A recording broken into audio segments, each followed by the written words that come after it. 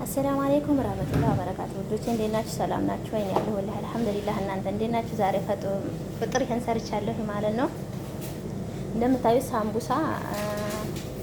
ሳምቡሳ ጅብ ሰርቻለሁ ማለት ነው። ሳምቡሳ